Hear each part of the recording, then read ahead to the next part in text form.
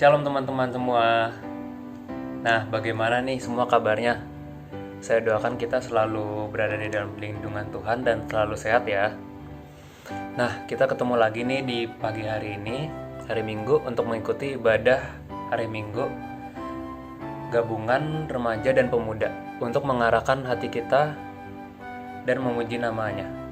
Ibadah hari ini kita akan membahas tentang apa sih? Nah, ibadah hari ini kita akan mengambil tema asosial, yang dimana melalui tema ini kita ingin disadarkan bahwa generasi remaja saat ini sebenarnya memiliki hati dan perhatian yang cukup besar pada keadaan sekitar mereka.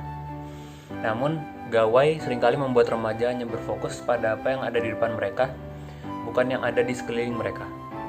Remaja seperti kita juga perlu disadarkan bahwa kita tidak hanya hidup untuk diri kita sendiri, tetapi juga di dalam lingkungan sosial yang lebih luas. Nah, penjelasan yang lebih dalam nanti akan dijelaskan oleh Bapak Pendeta Hendra Setia. Sebelum mendengarkan firman, mari kita mulai ibadah ini dengan votum dan salam dari Bapak Pendeta, yang nanti dilanjutkan dengan menyanyikan lagu Hai Kristen Nyanyilah sebagai lagu pembuka.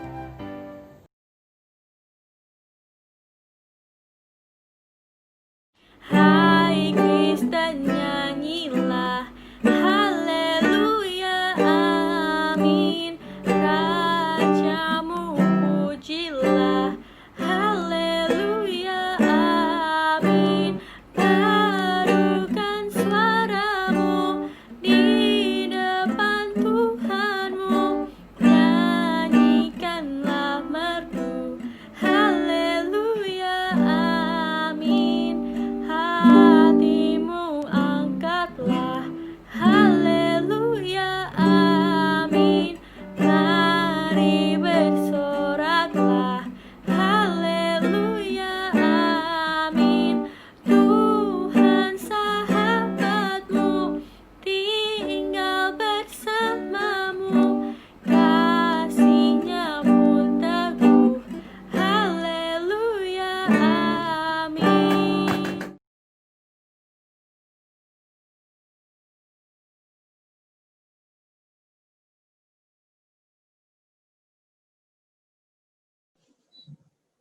Ibadah pada hari ini berlangsung karena pertolongan Tuhan, pencipta langit dan bumi. Salam buat saudara-saudara semua yang beribadah di dalam nama Tuhan. Tuhan menyertai saudara sekalian.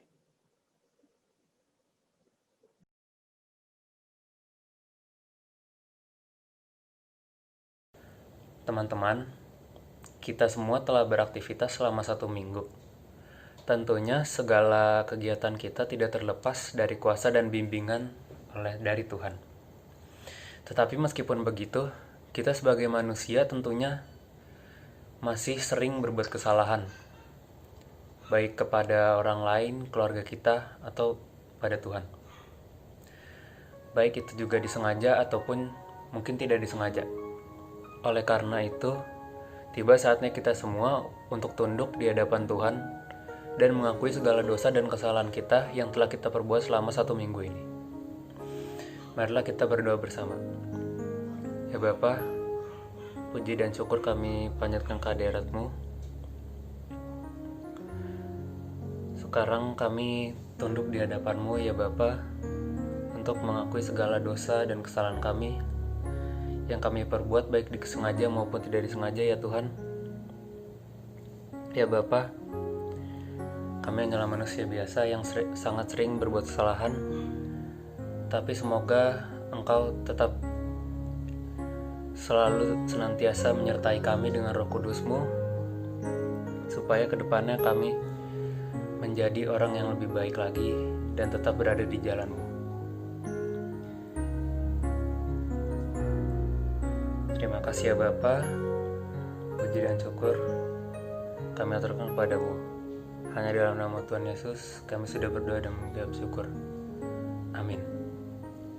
Nah, untuk lagu selanjutnya kita akan menyanyikan lagu Tetap Setia.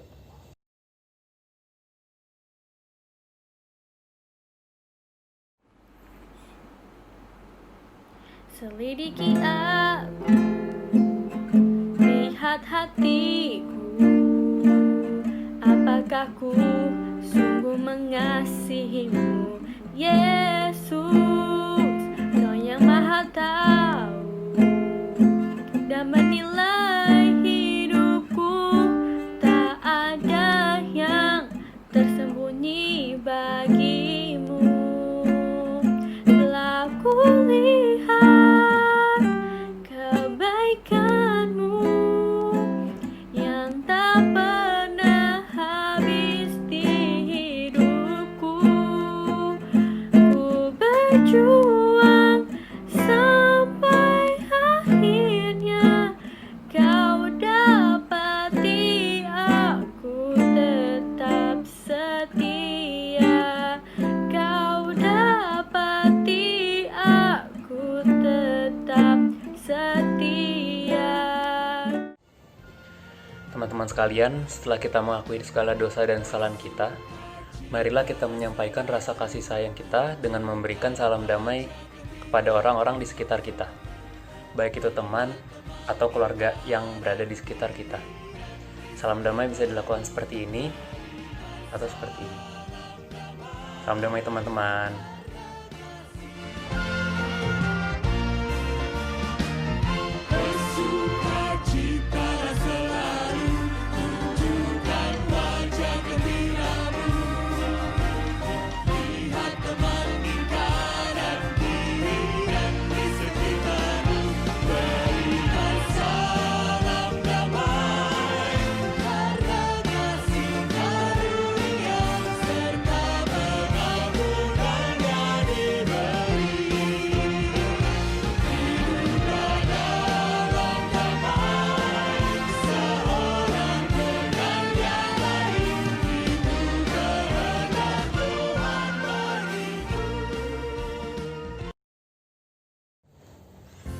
Nah, teman-teman, sekarang kita sudah ingin memasuki inti ibadah kita, yaitu untuk mendengarkan firman Tuhan dan juga khotbah yang akan disampaikan oleh Bapak Pendeta.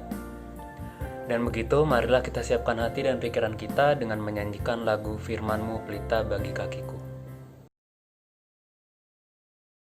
Firman-Mu pelita bagi kakiku, terang bagi jalanku.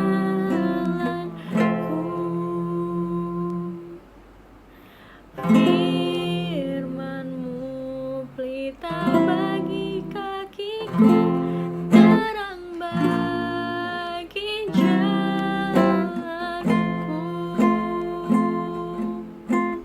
Waktu ku bimbang dan hilang jalanku, tetaplah kau di sisiku. Dan takkan ku takut asal kau di dekatku, besertaku selamanya.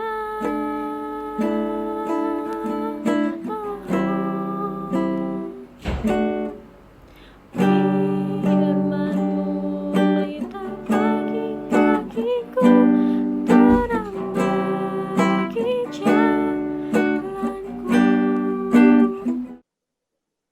Tiba waktunya kita akan merenungkan firman Tuhan. Mari kita berdoa. Kami sungguh bersyukur untuk kebaikan Tuhan sehingga pada saat ini kami boleh akan membaca dan merenungkan firman-Mu. Biarlah setiap kami boleh dikuasai oleh Roh Kudus sehingga kami mengerti firman Tuhan. Berkati kami ya Tuhan dalam Kristus. Amin. Tema perenungan firman hari ini adalah asosial. Mungkin beberapa dari kita sering mendengar soal istilah antisosial dan asosial. Dua hal ini, asosial dan antisosial, sebenarnya sangat-sangat berbeda. Antisosial adalah orang-orang yang seringkali bersikap untuk menolak segala sesuatu yang baik di tengah kehidupan sosial. Mereka sering melakukan tindakan-tindakan mengacaukan situasi-situasi sosial yang ada. Mereka membuat kerusuhan-kerusuhan dan sesuatu yang membuat kegaduhan-kegaduhan. Mereka adalah orang-orang yang antisosial. Kalau orang-orang yang asosial adalah orang-orang yang seringkali menjauhkan diri dan tidak mau bersosialisasi. Ini dua hal yang berbeda ya. Jadi kalau ada teman-teman yang seringkali menyendiri, tidak mau bersosialisasi, jangan sebut mereka antisosial, tapi asosial.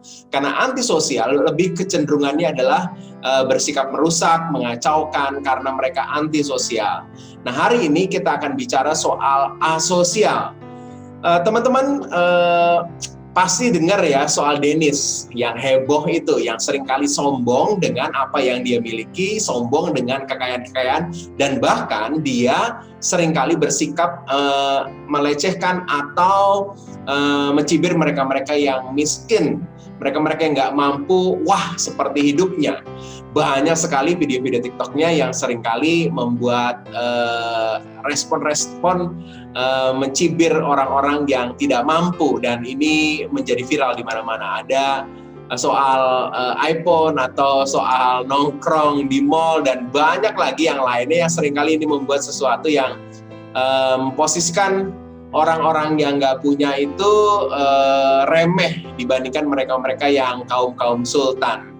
Nah, hari ini ada sebuah kisah Alkitab yang juga bernada yang sama, yang memposisikan orang kaya dan orang miskin, sebuah kontras seperti juga yang juga viral dengan videonya Dennis ini.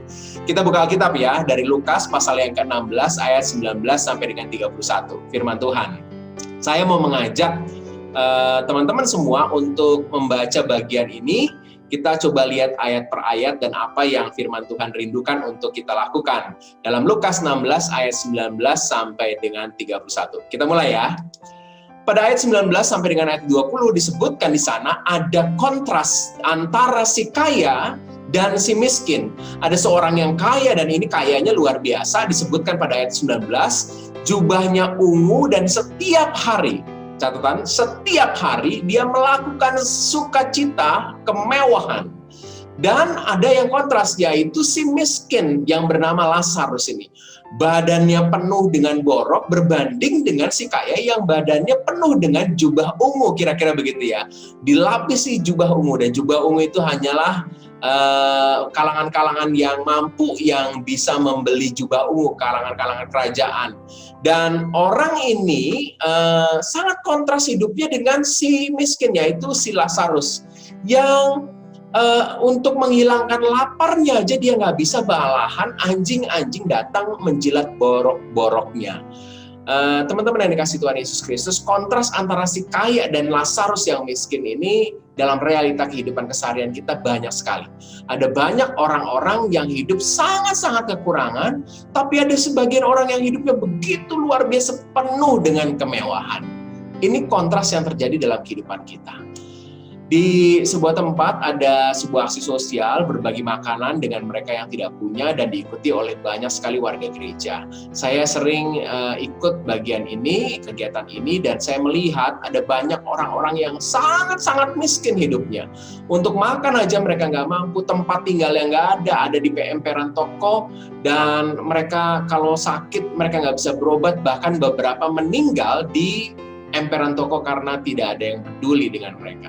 Jadi kontras-kontras hidup antara orang yang sangat-sangat kaya dengan orang-orang yang sangat-sangat miskin ada, itu menjadi realita. Bukan hanya sekedar cerita Alkitab, tapi itu realita keseharian.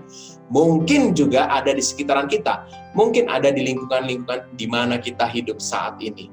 Maka panggilan untuk kita melihat, lebih peduli, lebih melihat realita yang ada, bahwa ada orang yang sangat kaya, tapi juga ada sangat miskin sekali seperti Lazarus. Apa yang harus kita lakukan? Mari kita melanjutkan bacaan kita. Disebutkan dalam bacaan firman Tuhan, kemudian matilah orang miskin itu dan juga orang kaya itu. Matilah orang miskin itu dan dibawa oleh malaikat ke pangkuan Abraham. Itu sebuah gambaran di tempat yang baik, di tempat yang sangat nyaman di sorga. Tetapi orang kaya ini lalu masuk ke alam maut. Pertanyaannya gini, kenapa orang kaya ini masuk ke dalam alam maut? Apakah salah menjadi kaya? Apakah salah berbaju ungu? Apakah salah ia melakukan pesta pora? Saudara, kesalahannya bukan karena dia kaya, tetapi karena dia tidak melakukan sesuatu buat Lazarus yang jelas-jelas di dekat rumahnya, dia sangat miskin dan bahkan dia tidak bisa makan untuk mengisi laparnya itu, dan bahkan anjing-anjing menjilati boroknya itu. Ini sebuah tanda bahwa Lazarus benar-benar tidak berdaya, sedangkan orang kaya ini begitu luar biasa punya segala hal. Saudara, terlihat sekali bahwa orang kaya ini melakukan sebuah tindakan pembiaran terhadap Lazarus yang tidak punya apa-apa, tidak mampu apa-apa. Ini kesalahannya.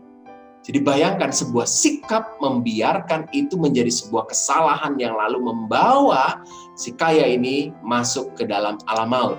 Firman Tuhan mengatakan lalu ada dialog digambarkan dalam cerita Tuhan Yesus ini, lalu berserulah si kaya ini kepada Bapak Abraham, kasihanilah aku. Dan Bapak Abraham digambarkan dalam ilustrasi ini mengatakan begini, anakku, engkau telah menerima segala yang baik sewaktu hidupmu. Jadi segala yang baik ada pada orang kaya ini, tapi dia tidak punya kepedulian untuk Lazarus yang pada saat itu tidak punya apa-apa. Saya teringat dengan satu bagian firman Tuhan dalam Amos pasalnya yang ke-6 ayat 1 sampai dengan ayatnya yang ke-6, firman Tuhan mengatakan begini, celakalah atas orang-orang yang merasa aman di Sion, merasa aman di Sion, tentram di Gunung Samaria. Jadi Sion dan Gunung Samaria itu adalah tempat-tempat ibadah besar dalam tradisi orang-orang Israel, tempat mereka beribadah dan mereka merasa nyaman ketika mereka sudah melakukan ibadahnya. Tapi ayat 6 mengatakan gini, yang minum anggur dari bokor, berurap dengan minyak yang paling baik, jadi hidupnya nyaman seperti si kaya ini. Tetapi tidak berduka cita karena hancurnya keturunan Yusuf. Mereka hidup demi dirinya dan merasa sudah melakukan aktivitas ibadah dan semua kenyamanan yang ada pada dirinya, tapi dia tidak peduli dengan lingkungannya. Saudara, seberapa banyak dari kita peduli dengan orang-orang sekitar kita, teman-teman yang ada di sekitar kita, seberapa kita peduli dengan mereka? Suatu kali dalam sebuah kesempatan berada di kota Cianjur, saya 15 tahun pelayanan di sana. Suatu kali ada demo besar melewati depan di mana tempat saya tinggal.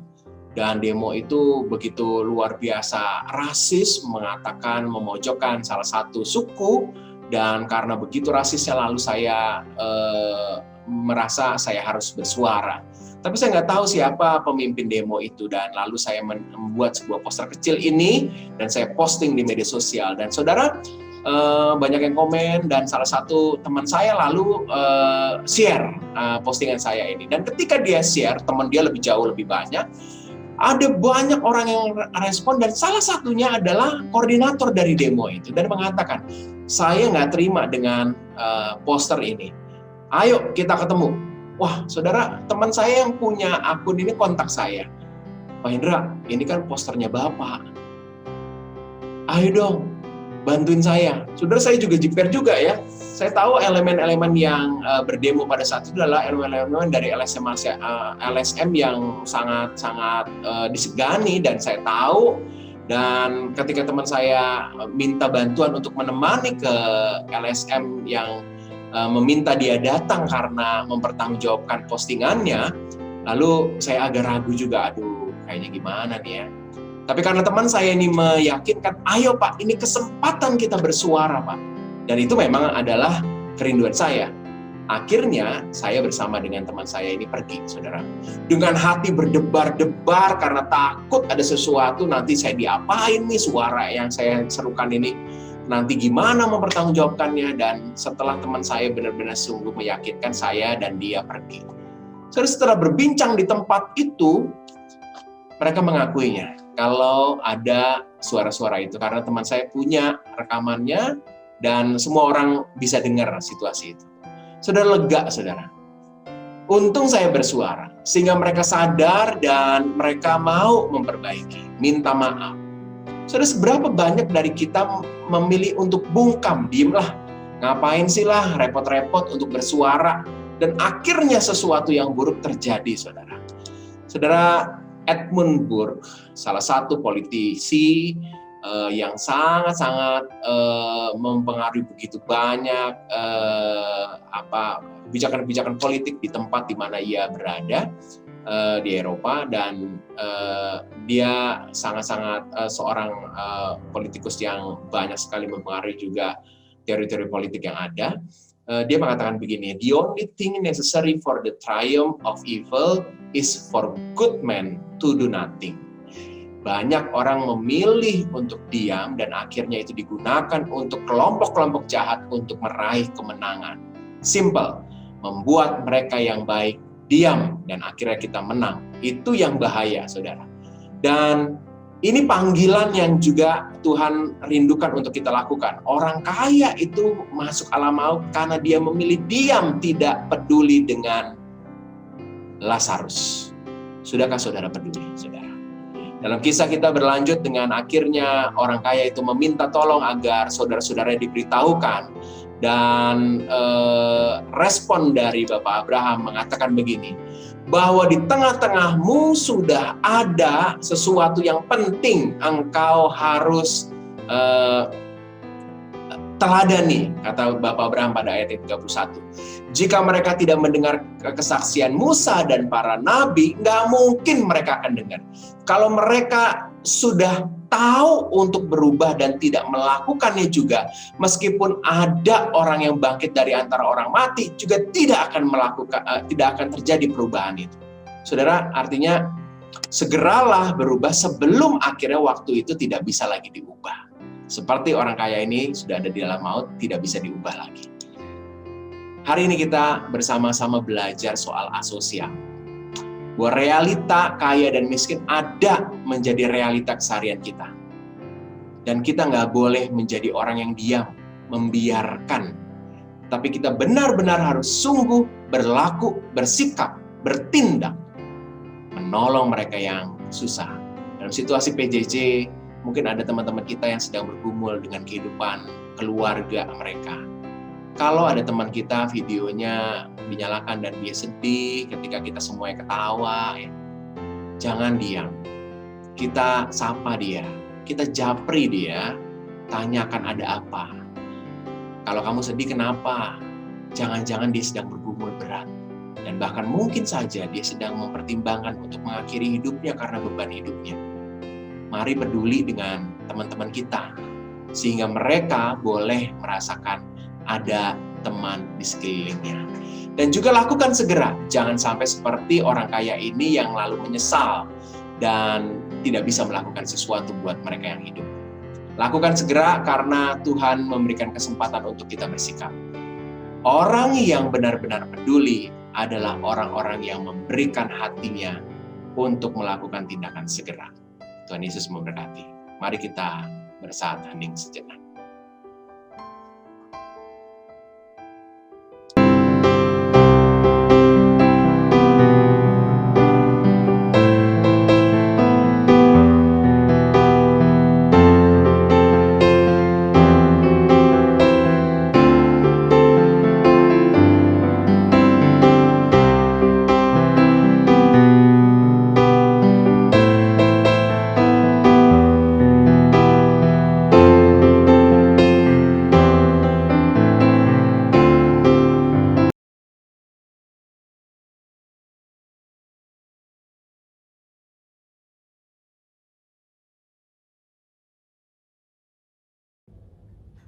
Aku percaya kepada Allah, Bapa yang Maha Kuasa, Khalik langit dan bumi, dan kepada Yesus Kristus, anaknya yang tunggal Tuhan kita, yang dikandung daripada Roh Kudus, lahir dari anak darah Maria, yang menderita sengsara di bawah pemerintahan Pontius Pilatus, disalibkan, mati dan dikuburkan, turun ke dalam kerajaan maut. Pada hari yang ketiga, bangkit pula dari antara orang mati, naik ke surga, duduk di sebelah kanan Allah, Bapa yang Maha Kuasa, dan yang akan datang dari sana untuk menghakimi orang yang hidup dan yang mati. Aku percaya kepada Roh Kudus, gereja yang kudus dan am, persekutuan orang kudus, pengampunan dosa, kebangkitan orang mati, dan hidup yang kekal. Amin.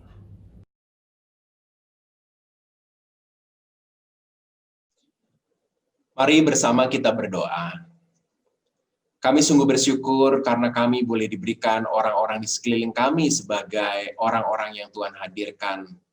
Kami bersyukur untuk keadaan kami pada saat ini apapun yang terjadi dalam hidup kami.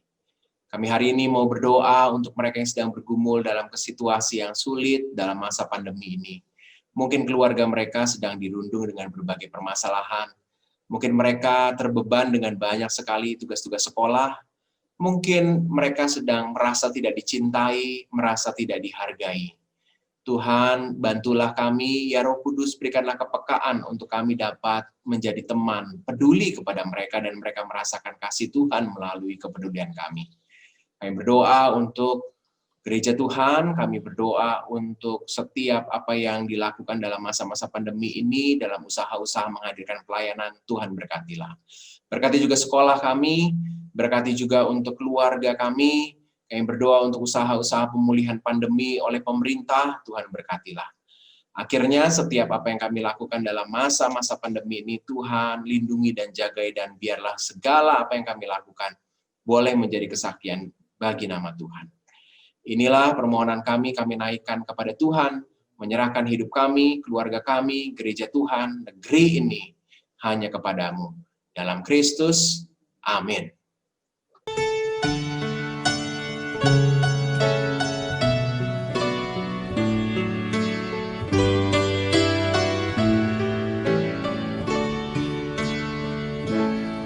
Bapa kami yang ada di sorga, dikuduskanlah namamu, datanglah kerajaan-Mu, jadilah kehendak-Mu di bumi seperti di sorga. Beri kami hari ini makanan yang secukupnya. Ampuni salah kami seperti kami ampuni yang bersalah pada kami. Jangan bawa kami dalam pencobaan, melainkan lepaskan kami dari yang jahat. Kaulah yang punya kerajaan dan kuasa dan kemuliaan sampai selama-lamanya.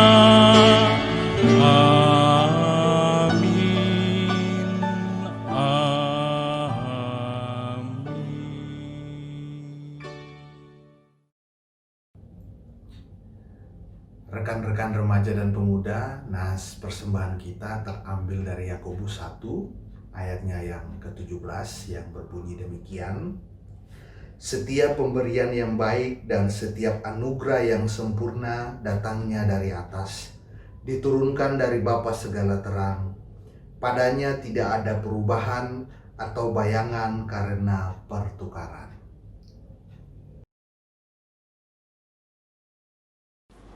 Bawa persembahanmu dalam rumah Tuhan dengan rela hatimu, janganlah jemu. Bawa persembahanmu, bawa dengan suka. Bawa persembahanmu, tanda sukacitamu.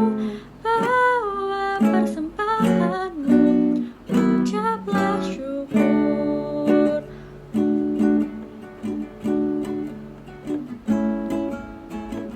Rahmat Tuhan padamu tidak tertandingi.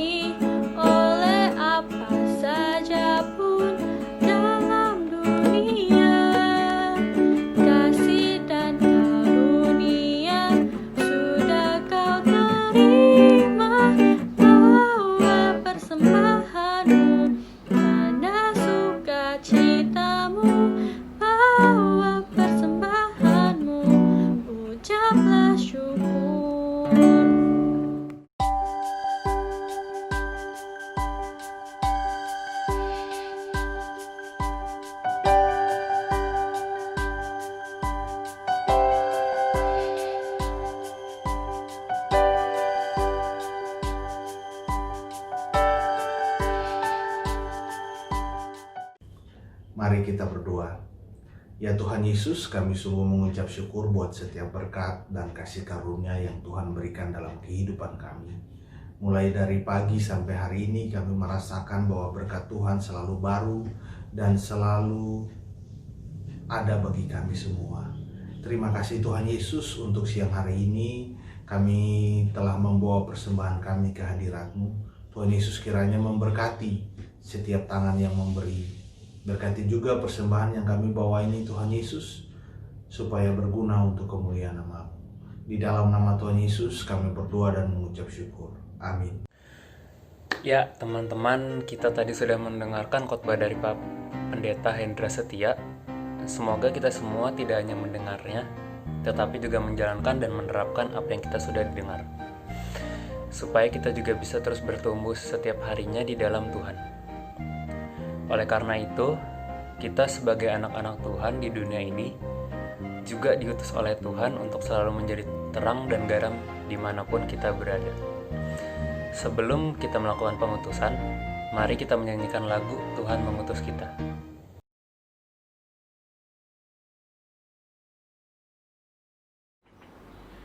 Tuhan mengutus kita ke dalam dunia, bawa pelita kepada yang gelap.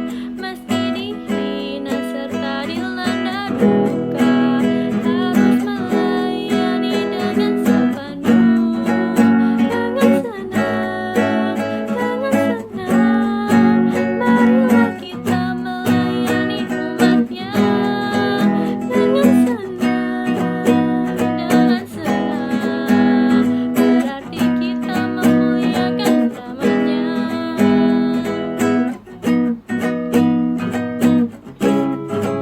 Tuhan mengutus kita ke dalam dunia untuk melawat orang terbelenggu.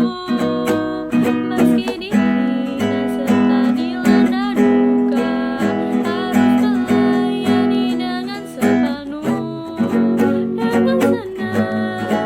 Dengan senang, marilah kita melayani umat-Nya.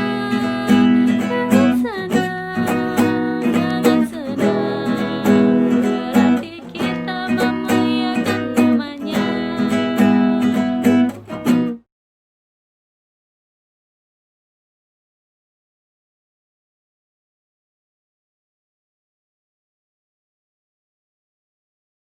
Saudara yang terkasih, arahkanlah hatimu kepada Tuhan.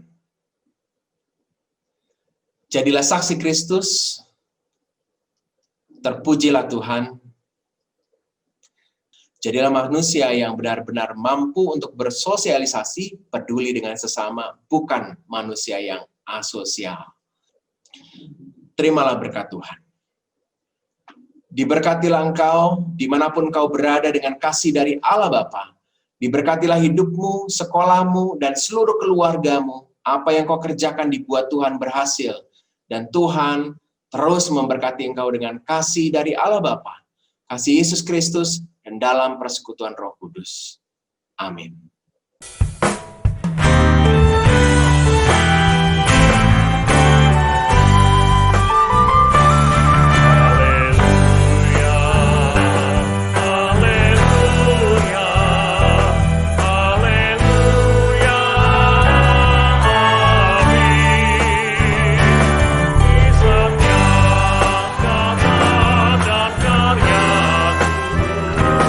Haleluya.